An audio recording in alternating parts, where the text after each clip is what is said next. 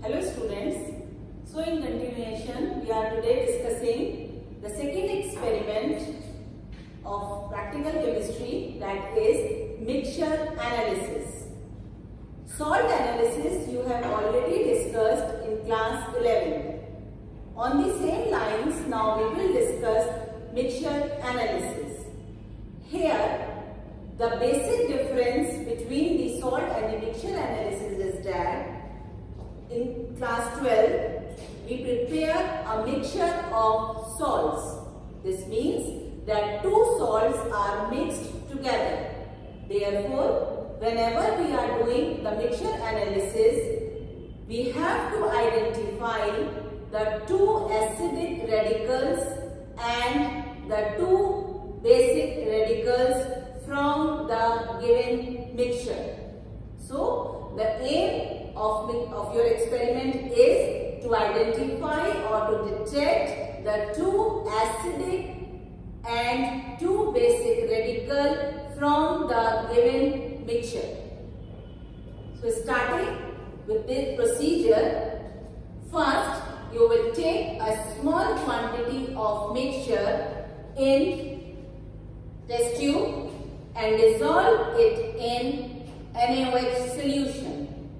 If the smell of ammonia comes, then it may be your zero group. As if the smell of ammonia comes, it is the zero group, maybe ammonium ion. And if the smell of ammonia is absent, then zero group is absent.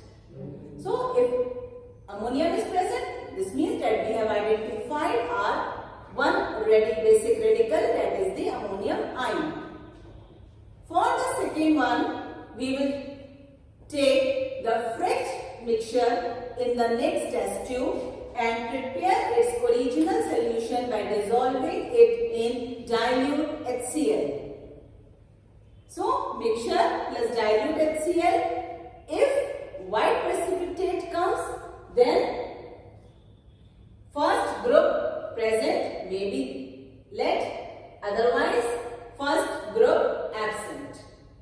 If first group is present, then filter the precipitate and take the filtrate for the other group. That is,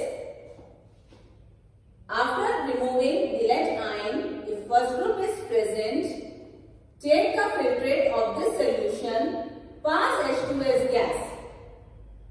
If no precipitate appears, this means second group absent.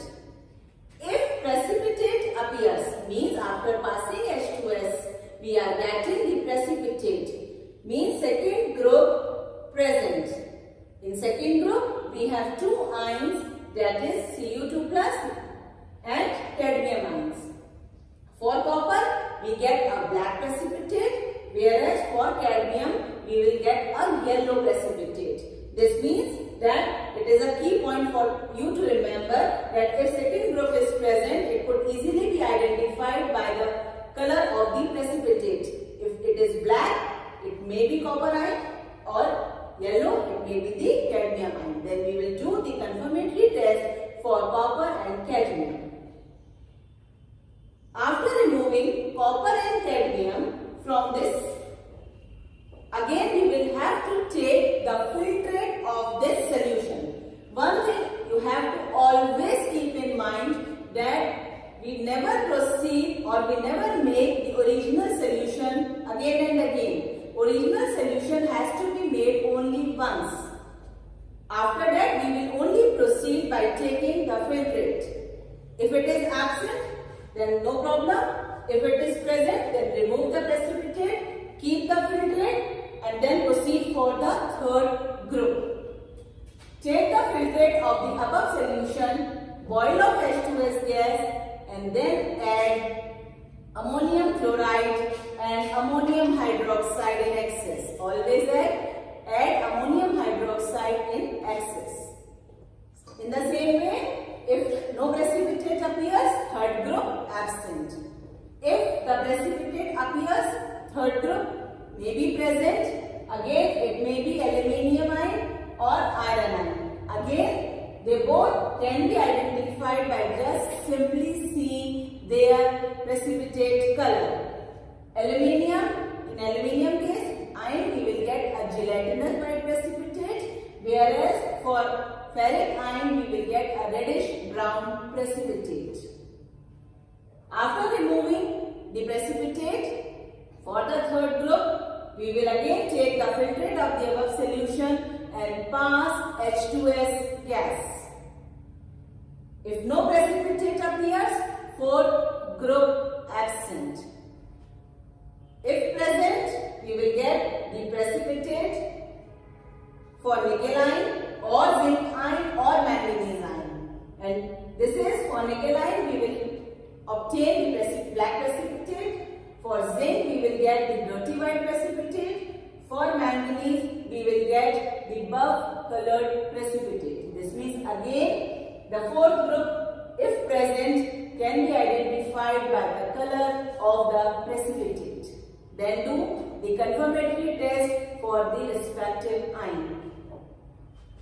After removing the precipitate, take the filtrate of the above solution, boil off H2S gas and add ammonium carbonate for the fifth group. This means the group reagent for fifth group is ammonium carbonate. As soon as we add the ammonium carbonate to the filtrate, if fifth group is present, then we will get a white colored precipitate. If no fifth group is present, then again no precipitate will be obtained and we will find out that fifth group is absent. If it is present, it may be barium ions or strontium ion or calcium ion. Again, we will get a different color of the precipitate after doing the confirmatory test. This is not the precipitate because here we will get only the white precipitate after adding ammonium carbonate. Filter out the precipitate and do the confirmatory test for these ions. If fifth group is still absent, then just add disodium hydrogen phosphate to the above solution. And if magnesium will be present, then we can say sixth group is present, it may be the magnesium ion. For magnesium ion, we will get the white crystalline precipitate. So magnesium can easily be identified just by seeing the white crystals. Make sure that I have explained this whole procedure, but in a given mixture, we will have to identify only the two basic radicals. That is, if suppose the ammonium ion is present in it, then the other one basic radical will be among these ions. That is, up to the first group to the sixth group, it may be. We will not get the two ions because one already has been identified as an ammonium ion. If no ammonium ion is present, then you have to do whole procedure and identify the two basic radicals. The two basic radicals will be of different groups. It means that we will not get copper and cadmium at the same time, or you are getting nickel, zinc and manganese at the same time. No. If nickel is present, it is obvious that zinc and manganese will be absent. The other radical will be of another group. No two radicals of the same group will be given in the mixture analysis. This we have already told you, as in the acidic radical also, no two acidic radicals of the same group will be given to you. Do the experiment in this way, definitely you will get a positive result.